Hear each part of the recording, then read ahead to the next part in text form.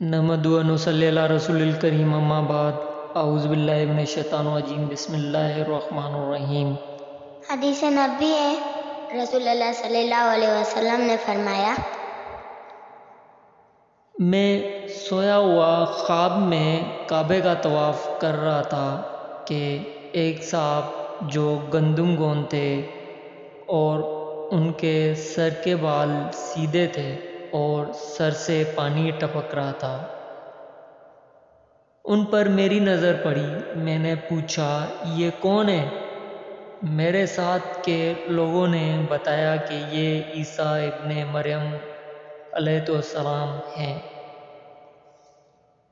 پھر میں نے مڑ کر دیکھا تو موٹے شخص پر نظر پڑی جو سرخ تھا، اس کے بال گھنگرالے تھے، ایک آنکھ کا کانا تھا، اس کے ایک آنکھ انگور کی طرح اٹھی ہوئی تھی۔